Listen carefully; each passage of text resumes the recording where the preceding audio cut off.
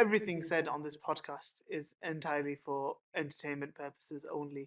This is satirical and should not be considered clinical advice in any situation. Please use your own clinical judgment, using your own knowledge, expertise, and research. Consult with your local eye department if you're unsure, and always act in the best interest of the patient. Do not listen to the things that we say and take it seriously. Hi guys, welcome back to another episode of Glasses Half Full. Thanks for joining us. Thank you again to Rachel for joining us again. I hope you really enjoyed the last previous ones we've had with Rachel, and this one promises to be no less informative and entertaining. So today I think we're going to be transitioning a bit more onto further accreditations that we can do. We have briefly covered, further things you can do, i.e. being an assessor as an optometrist, but even without doing that, there's plenty more you can do to keep your knowledge and skills up in tip-top form and coming in the form of, certifications. There are a few, a few that some people might be more interested than others because you can just pick and choose what you want to do. The one that I haven't heard about being done quite as much as the other ones is the low vision one. Normally, you hear a lot of glaucoma certs, you hear, a few medical retinal certs, but the low vision one really, really I've not heard much about it. But Rachel, I think you can speak more about that. Yeah, absolutely. So the low vision certification, part of my postgraduate work has been at Cardiff University, and as I kind of discussed very lightly in the previous episode, there are differences in how things work in the different home nations. So within Wales, there was this initiative to try and improve low vision services within Wales, and so you could be accredited to then give low vision services, in a primary care setting. And so this was just one of the postgraduate certificates that was available at Cardiff University when I was doing it. And with my job as an assessor, there is a certain amount of low vision competencies within that.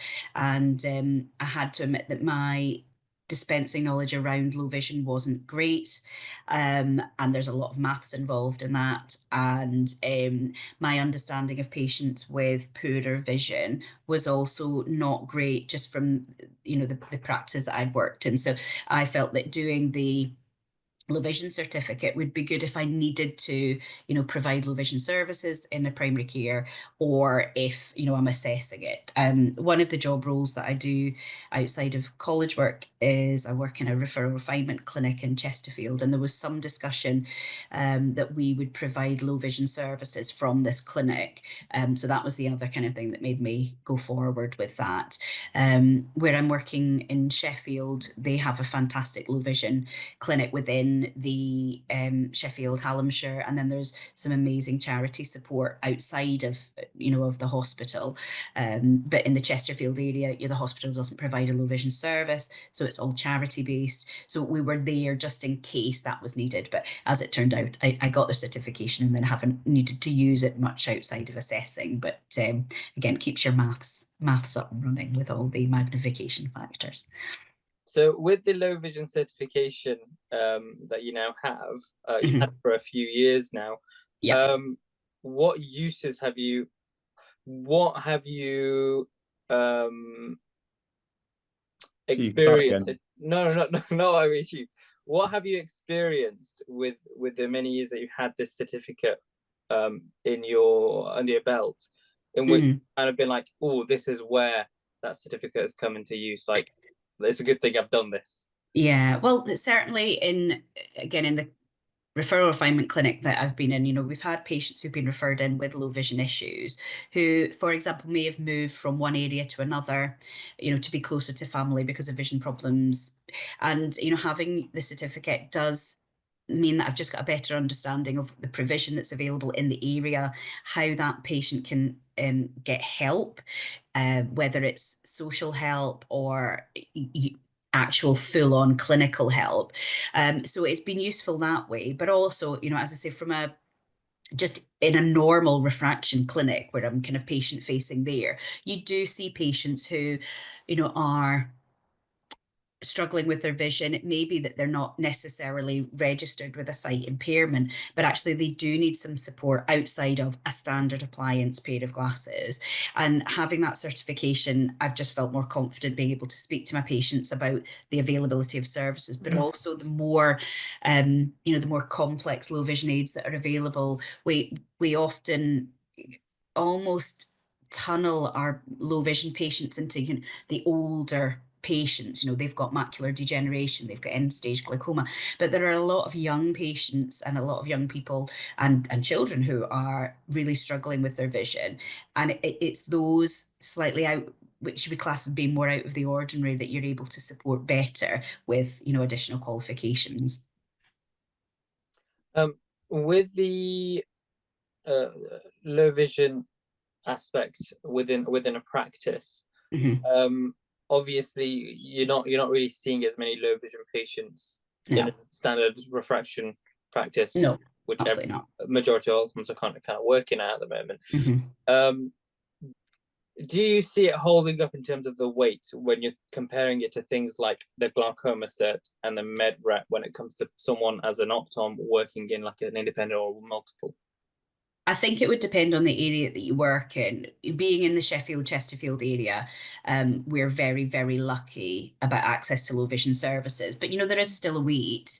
In some areas, you will find that there's no hospitalised service availability for low vision services. So they're very much at the point where they have to rely on charities, or there may be a low vision service provider in primary care who's able to, give those. But I think the issue tends to be that, no, it's not something that you see every day. If I was working in a low vision clinic, would I actually be using my glaucoma bit? Probably. Would I be using my low vision certificate? Absolutely. But no, I tend to find that I don't get as much use of it. Not that it wasn't a very interesting certification to get, but depending on where you are, you may use it more than others. I think a lot to do with certification and doing prof certs or higher qualifications is that you're future ready, so that if there is a change in services in your area, or you move areas where that service isn't available, then you are then at a point where you could then deliver that service so that patients aren't doing without. So it's a way of future-proofing your career, really, by ensuring you've got more understanding available. I might not always be in Sheffield. I hope to always be in Sheffield, because the secondary care options are so great. But it may be that for whatever reason the low vision service closes and patients still need access to services. So it just allows for that.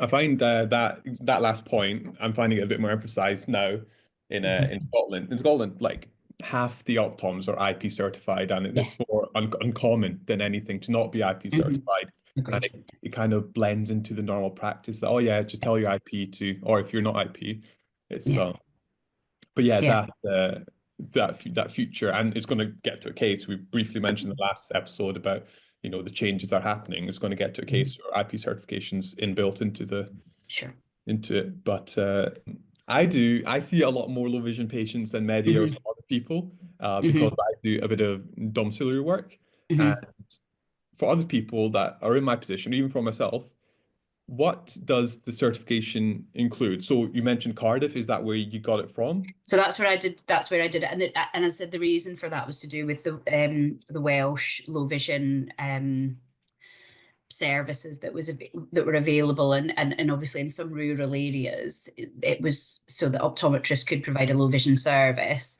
and you would have a kit and lots of things. So the prof cert with low vision, there was a theory bit, there's a lot of theory about the legalities of low vision services, social services, the maths, the availability of appliances, the type of visual problems patients would have. And then there was a practical element to the exam as well, where you were with a patient with reduced vision. So part of that might be things like logmar assessment, why you would use contrast sensitivity over traditional Snellen over a logmar, how you use those tests to get an idea of how your patient is coping. And the when we were doing it at Cardiff, a lot of the lecturers and those kind of leading the courses were, you know, actively involved in low vision.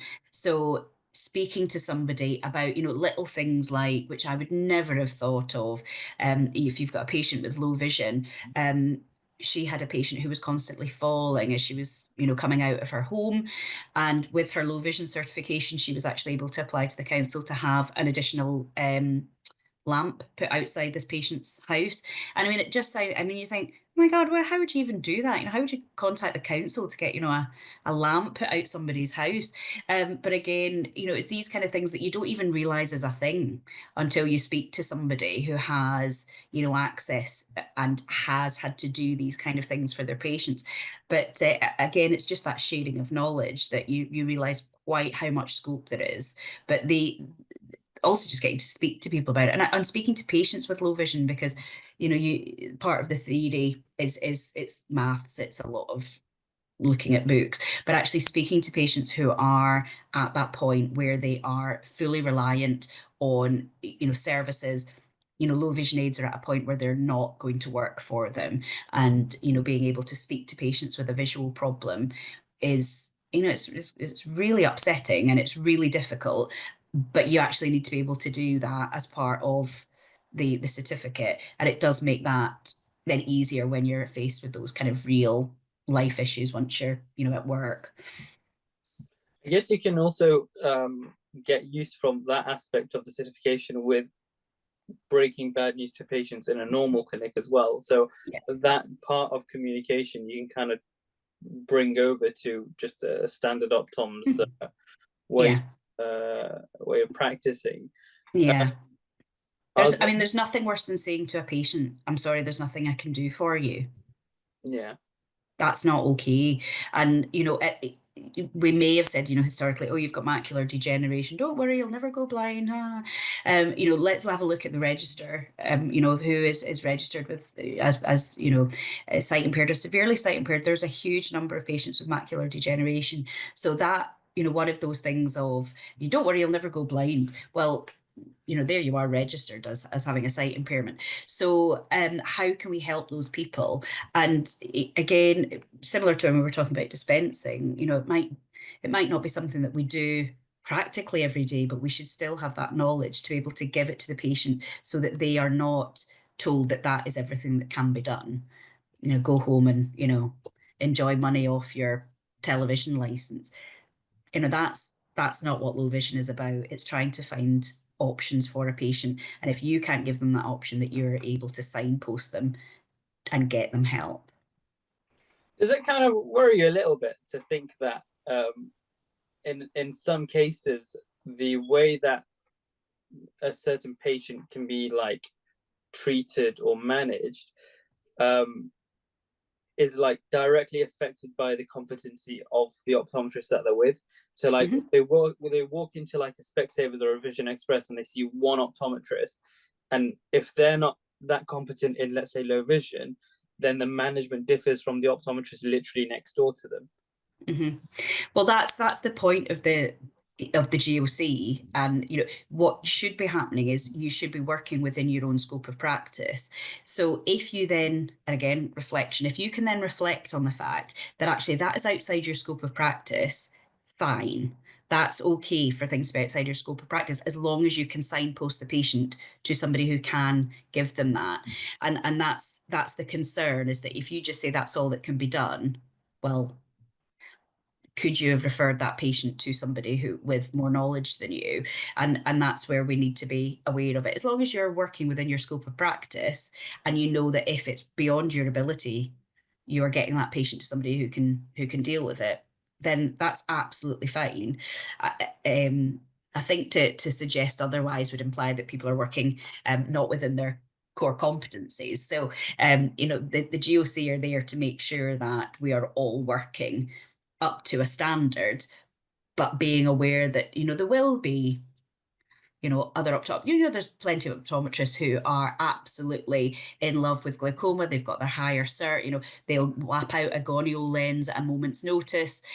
brilliant. I'm certainly not going to be doing gonioscopy anytime soon, but if I felt it was necessary, I'm going to refer to somebody who will do that. And it should be the same with, you know, with low vision or anything. If it's something you can't deal with, you need to make sure the patient is dealt with appropriately.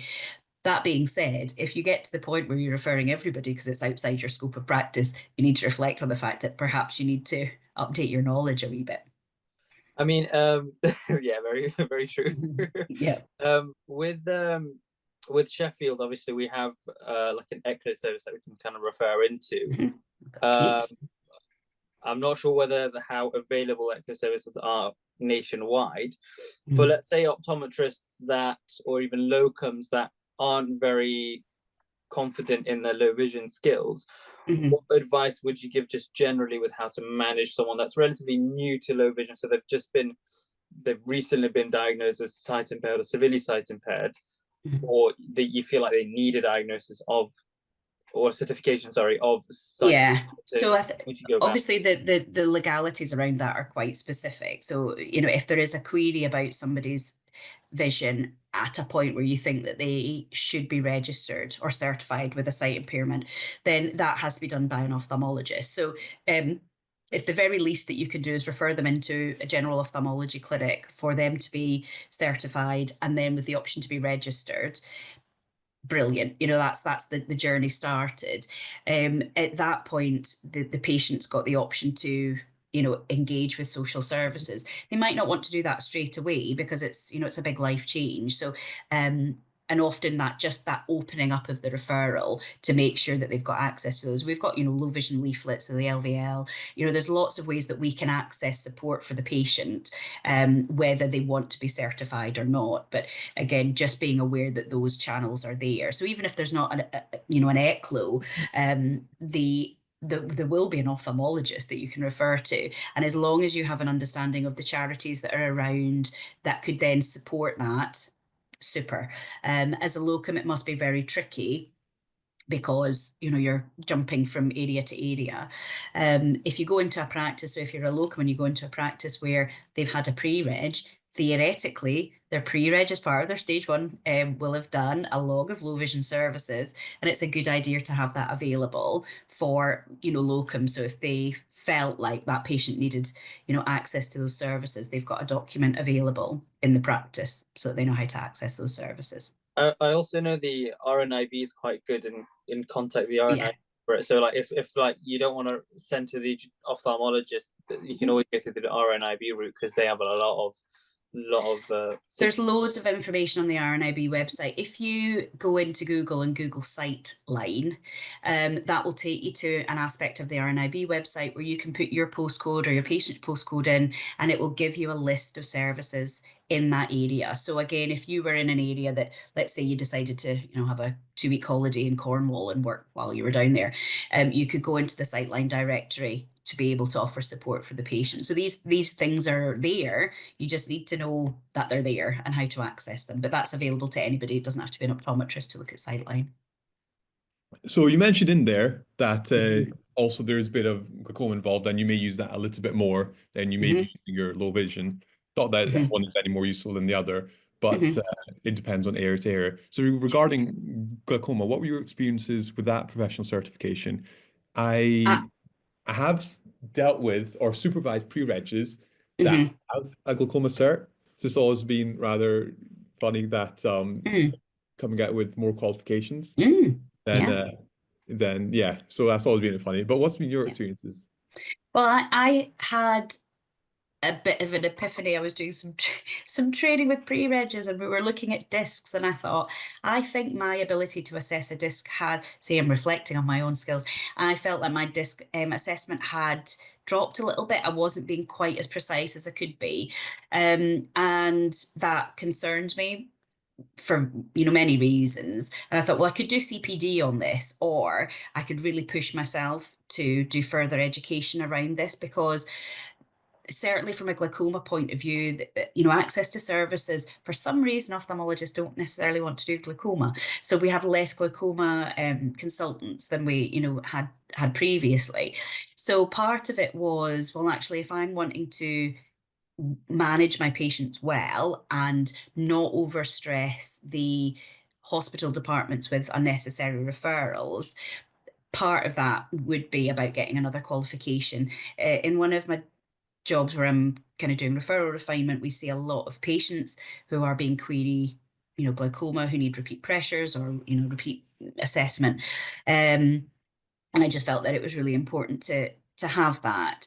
And you do become more aware, and I think it'll be the same with everybody. The more training you do on something, you'll see that your referral rate spikes and then it drops again as you become a little bit more confident, and that's to be expected. But I found the glaucoma profs are just so interesting. And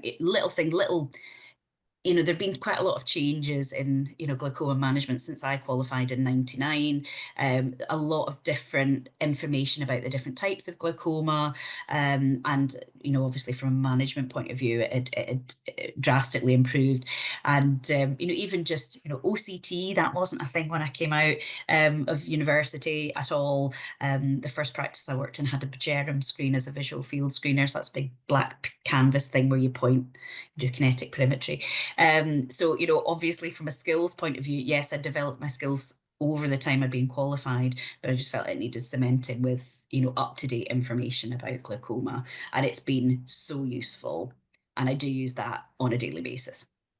In what regards do you use that? Like, how does it manifest? What the qualification? So things that you weren't doing before, or you just refer for now, is it just you're more willing to do a GAT or? Oh, well, yeah. I mean, there's certainly, GAT. I'm a big fan of GAT. I do love GAT. If I'd have heard myself say that 10 years ago, I'd have laughed. But it's an amazing, patients prefer it. I know that everybody's always a bit worried about doing GAT, but if they don't have to have the puffy test, they love it. I just find that from not as a panicking point of view, but when you see something that you think, what's going to happen, just actually being able to kind of think about the disease process, why you're seeing what you're seeing, and kind of like almost like a timeline about making sure that you're making the right decision for the patient. And that isn't always referring the patient. It can be monitoring and ensuring that the patient is, is it physiologically normal or is there a pathological change? And I think that's what I've got significantly better at, having done additional qualifications in glaucoma. So with glaucoma, I don't know how true this is, or with the glaucoma cert, I should say. I don't know how true this is, but I've heard that it's one of the better ones to start off with further education. Perhaps it's due to the frequency that you'll use it. Is it, I don't want to say easier, but is it more straightforward for completion, or are they all about the same? I would say that perhaps with glaucoma, getting the practical knowledge is easier because you're going to see a larger proportion of patients who either have glaucoma or a significant risk factor of glaucoma, or there is a risk of them converting to glaucoma, whether you're in, general practice or not. So I certainly wouldn't say that it's easy. We're doing it to a level where, there was a lot of written coursework to be done, and patient assessment. The only reason I would say it was possibly easier is because you see patients that will fit the bill to be your, worked example of a patient, because you're seeing so many risk factors on a daily basis with patients, who could be converting to glaucoma. So in that for that point, finding the patient episodes to then create a portfolio of work, that was a wee bit easier. But actually the detail of information about visual fields, about the different risk factors and all the pathology based information, that was a lot of work. But finding the patients to kind of practice that was easier, I felt. Do you ever use Perkins? Occasionally. So I have to use Perkins depending on assessments. So as a college assessor, we have to watch either Goldman or Perkins. And there are some stores that have Perkins, they don't have Goldman. So yeah, I have to do it there. And as part of glaucoma referral refinement, we'll have patients that come in that cannot mount the slit lamp. So yeah, so I'll have to do Perkins with them. so I think Usman might know a little bit more. Well, he's experienced it more, but the eye care tonometer is something that's quite widely used in domiciliary care. And there's also now what I've seen like a VR visual screener. I'm not seeing that. How effective do you find these two being in comparison to both non-contact and also contact tonometry and also field and visual field? So the eye care is handy. I think that the main issue with the eye care is it's great for dummy work because it gives you a form of contact tonometry, and the effectiveness or the kind of reliability of it is less skewed by, you know, higher or lower pressures, as we can sometimes see with non-contact. It's very, very portable. I think the main issue with it can be that the cost of it, because you're having to buy probes all the time, and then you've got to be able to dispose of those probes. But it does work if the patient is supine or sat up or at a funny angle, so you are still able to get a reading even if the patient's, you know, mobility is compromised.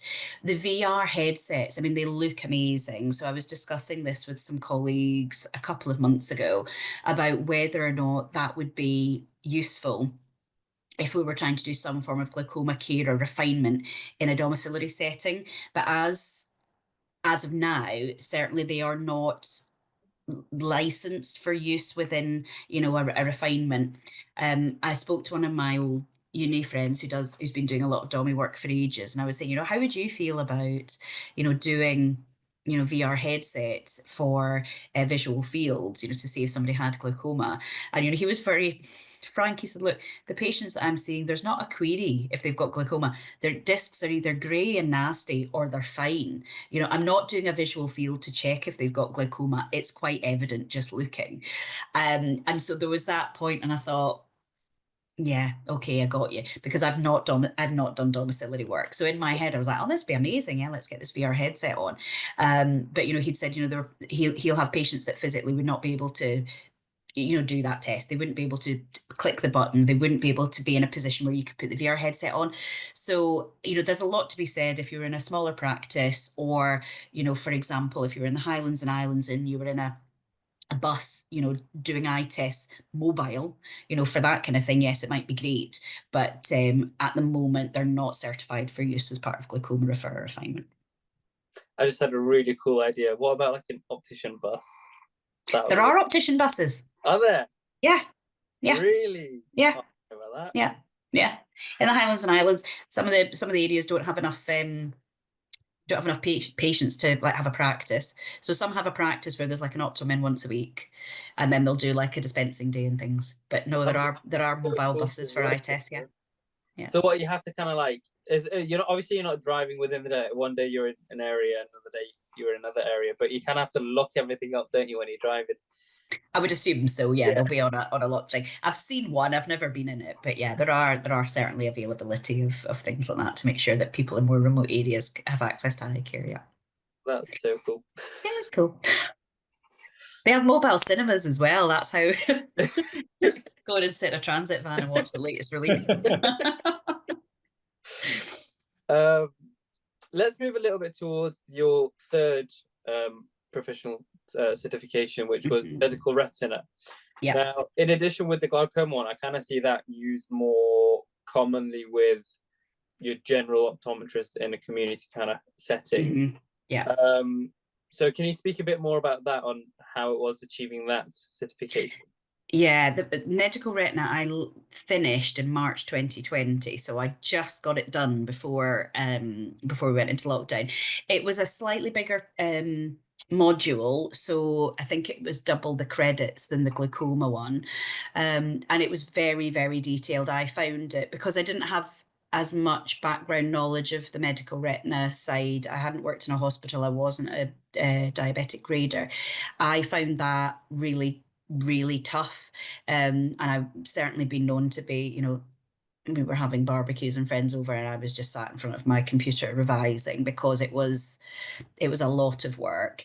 I feel like my understanding of anatomy is better as a result, but I feel particularly when it comes to low vision and macular problems, whereas historically, I might have seen something at the macula and worried and sent somebody as if they had a wet change when actually it wasn't wet. I think the ability to have an OCT in practice means your referral is much cleaner and much better, but also it just means that if you are seeing something on an OCT, which certainly over the last 3 to 4 years has become pretty much ubiquitous in primary care, you're able to best manage that patient. And I think, as happens with a lot of things, we get all this amazing technology that comes out, but we don't necessarily know how to use it.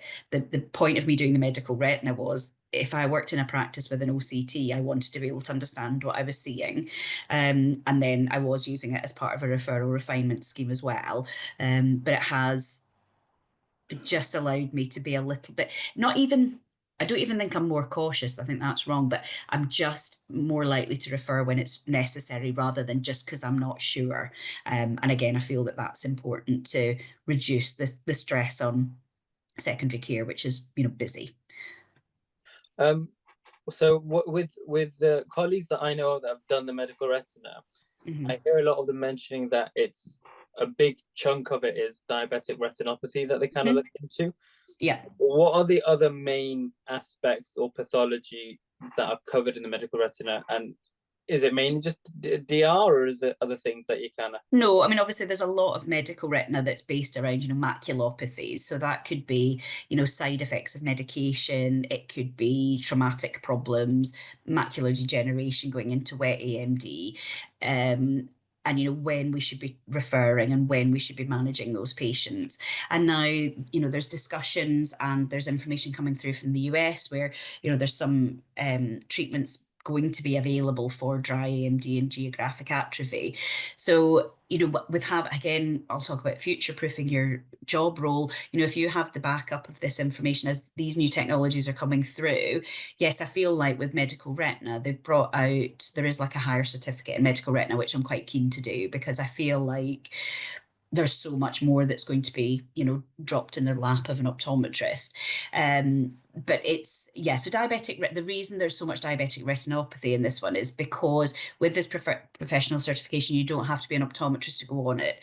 So when I was there were quite a lot of ophthalmic nurses from, various areas. There were a few orthoptists on it. So being an optometrist wasn't a prerequisite for that. And that is because often in a hospital setting, you will have, photographers, technicians, advanced nurse practitioners, all of these people also providing this management. They will be doing the anti-VEGF injections. So that's why there's this kind of huge amount of diabetic in there, because for a lot of hospital trusts, you cannot provide that you as the individual can't provide that service without having this qualification. So that's why there's so much diabetic in it, and probably why it's such a big module, because it's almost like a diabetic module and a medical retina module, but it's very useful.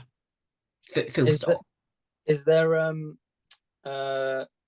is it all basically based on like systemic conditions that No, there's stuff, there's quite a lot of vitreoretinal stuff as well. So, the information about ERM, VMT, macular holes, all of that is included. So although if you were referring somebody with VMT, you'd probably be going to a vitreoretinal surgeon. It's within that scope of the medical retina qualification. Are you looking forward to missing out on some more barbecues? My husband said he'll divorce me if I do anything else. I haven't told him about that. I've told him I'm not doing IP. I'm like, don't worry, I'm not doing IP. But then when I was looking at something, I was like, higher cert in medical retina? We'll leave it for a bit. We'll wait for a bit until he forgets. Yeah. Yeah, fortunately or unfortunately, optometry is one of those career paths where the exams don't finish at university. And they shouldn't. Yeah, exactly. It's and it's important that they don't, and it's a good thing that they don't for the sake of the public and for the sake of us as well. I mean, I think a very good example is just OCT. You have quite a lot of optometrists that have been qualified for a good few years, and they qualified at a time when OCT wasn't a thing. And then now that it's basically common practice to use an OCT, you still have a lot of optoms still struggling with it because they've not been used to it and they don't really know what they're looking at. Whereas like for me and Osman, who kind of have been trained in the ages of OCT, it's like this is something that we kind of already know. Like we're used to seeing this all the time. So I think the medical retina will definitely helps with people with that kind of experience as well, because it builds knowledge on that as well. I guess how I mean, I think of it as I've been qualified for 25 years. All of these changes have happened while I've been qualified. So I've had a few years of, just using a direct ophthalmoscope. Maybe we had one slit lamp between 6 of us, all this kind of, which is just laughable now. You think, oh my gosh. So I've had time to, I've got my degree, and then as I've carried on, I did some supervising, and then, these extra things came out and I started to do those, and then we got better visual field screeners and this. So throughout my career, I've just been able to, level up that little bit, and I've just chosen to do these additional certificates. And I do always think when pre-regis come out, it's like, by the way, here's your full-time job, here's all of this, and also here's an OCT, good luck. So for you guys, I just think, gosh, there's so much. You come out, you've done it, and possibly, this is what the GOC reasoning for changing, this how we register, but you're coming out and you're hit with all this technology that you might not necessarily have been doing at university. So whereas I've had this, a slow burn towards all these things. But yeah, there's, as you said, you've come out of an age where OCT is a thing. And again, if I reflect on it, I just think, yeah, it's been important. I just continue my education that way. When I finished my degree and I came out, I mean, other than, going back into uni to do a PhD, there wasn't really anything else that you could do. There weren't higher certs or professional certificate. It wasn't a thing. You just did your degree and then, off you went. So at least now there is these scopes for developing yourself outside of CT or CPD. There are ways that you can develop yourself to ensure that you are giving the patients and the general public the management and treatment that they need, without having to rely too heavily on secondary care, because that's not always an option. I think it's so with this kind of development that you have, just slowly, you have it becomes important, especially with like our age as the OCT.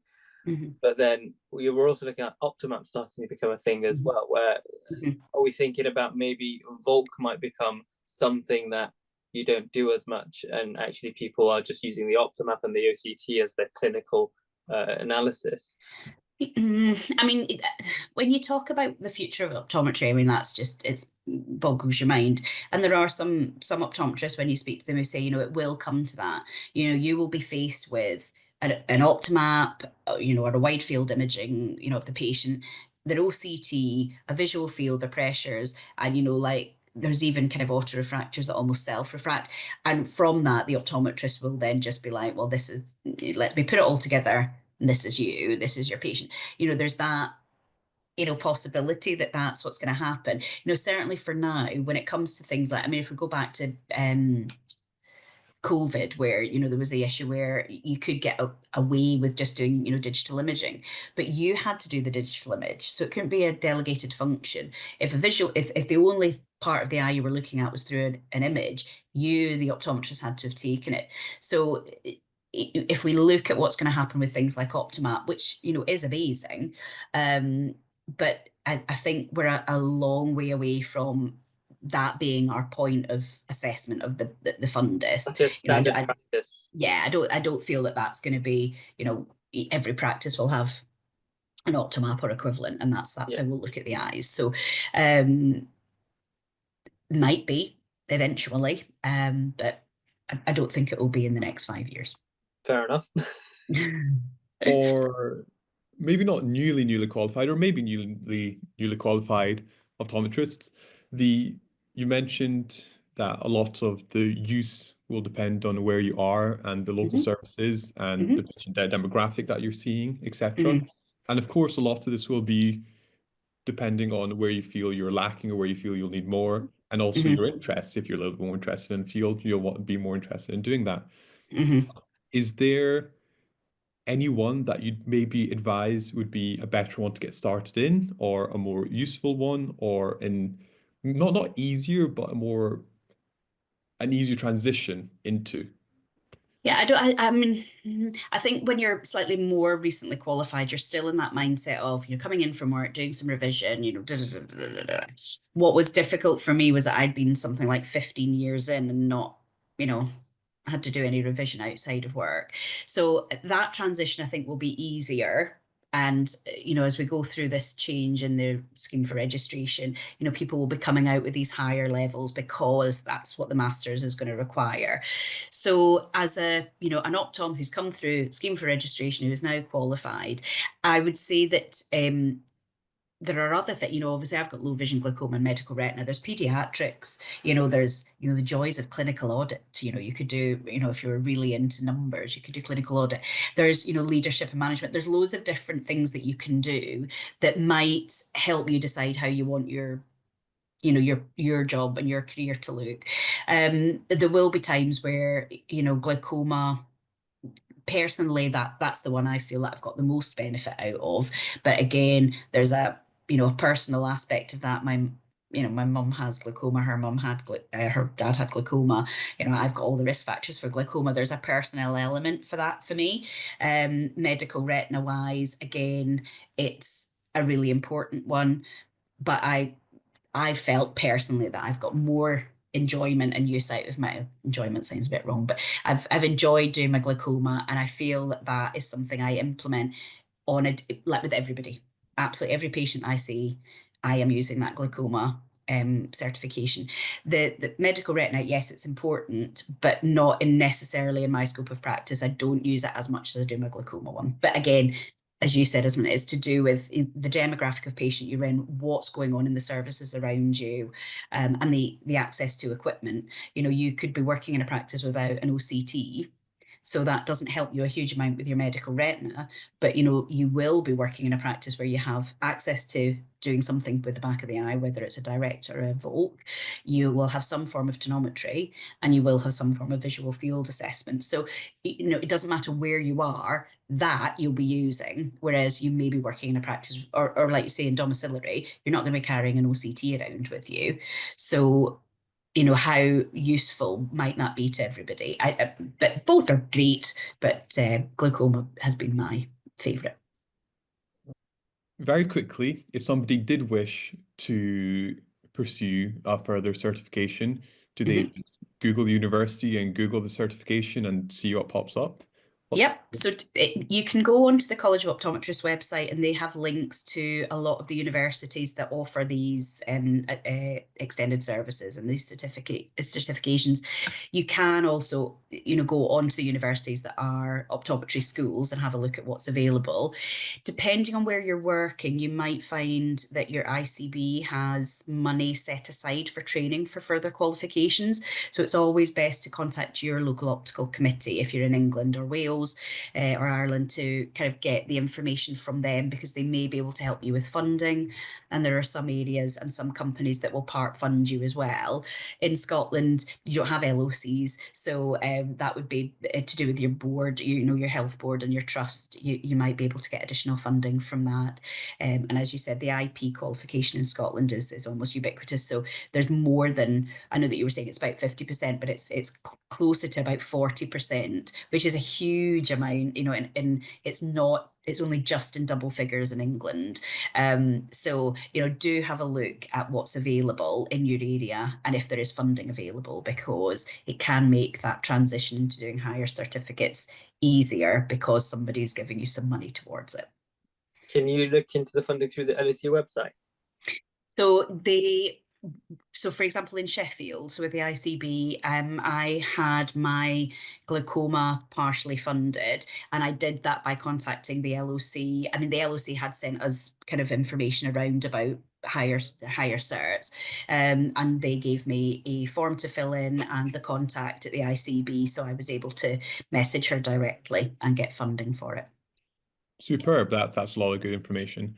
Thank you so much again, Rachel, for your time. And yeah, really learned a lot on that. So that's us. That's us from Glass Half Full. and hope to see you next time.